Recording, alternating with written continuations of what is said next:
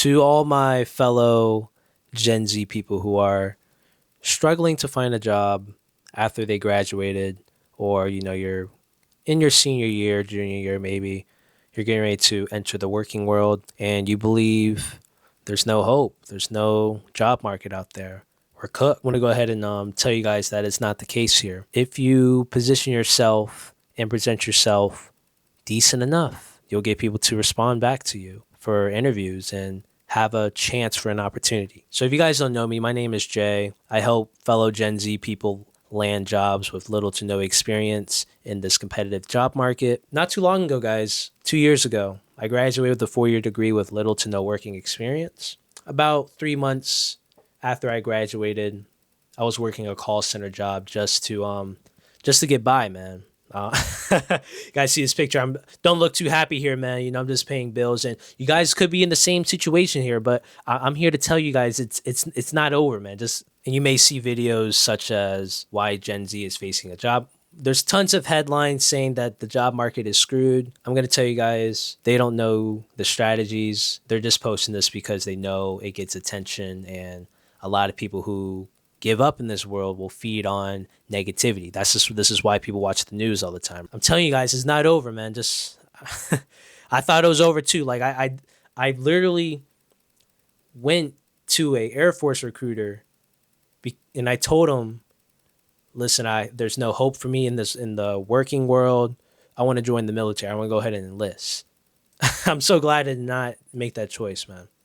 So what I did here is, I finally made a couple changes, which is my resume. We're going to talk a little bit more about why our resume is very important when it comes to this competitive job market, man. You guys might be, oh, well, yeah, I know it's important, but I'm going to tell you why it's important. And once you guys understand the intricacies on why your resume is very important, it's going to help y'all think a little bit more deeply when you guys present yourself to the job market. So once I tailored that, y'all, I was able to present myself professionally, confidently, and like I had some sense. I wasn't just a Zoomer who just watches YouTube and TikTok all day. I was actually able to land a IT position in the healthcare industry based in Atlanta, and I'm hybrid, guys. So how did I get this? How did I get here, guys? I know y'all are asking this question.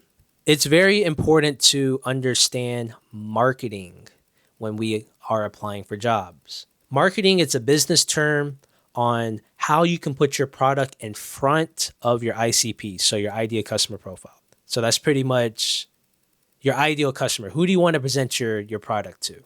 Who are our customers?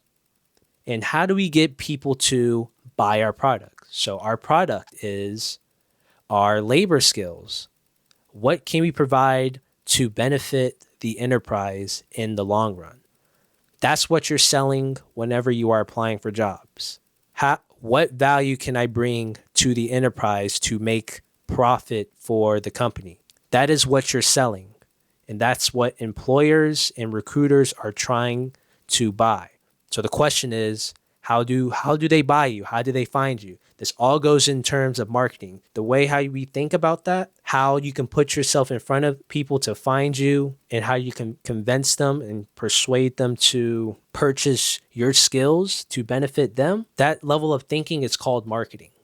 And it's very important when it comes to applying in this job market. And we need to understand that. It's not just shoot my resume out there because I have a 4-year degree and I'm going to land a position. It doesn't work like that no more, guys. When you apply for a job, you put yourself in the market where buyers, which are employers, recruiters, they have to come look for you because they're trying to purchase something that will benefit the enterprise or benefit them or whatever company you're trying to apply for.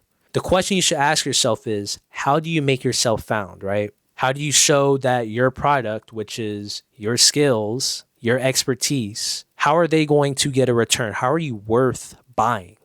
Asking yourself these questions, I hope it reframes you to whenever you apply for a job is how do you stand out? Because it's a very competitive job market. Like I said, you can't just send your resume out there because you have a 4-year degree and expect to get a job nowadays. Gen Z, this is why we're failing, guys. So here's a little analogy, right? Why was someone buy your coffee, you see the styrofoam cup, versus Starbucks coffee, assuming it's the same price.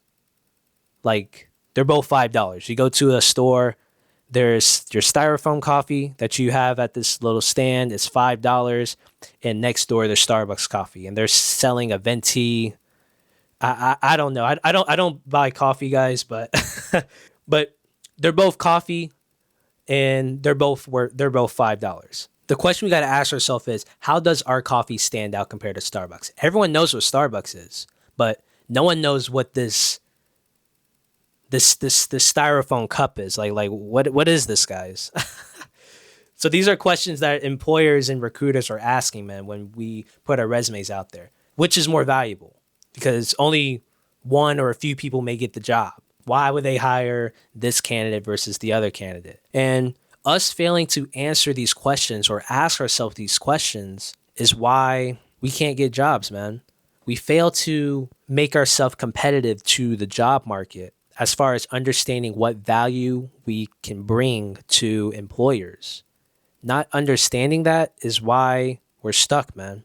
So how do we present ourselves better, right? We got to fix our image, man. We have to fix our image. We need to be more professional. We need to speak more clearly. We need to dress better. This all goes back, man. What is the first thing employers look at when we apply for a job? It is our resume, guys.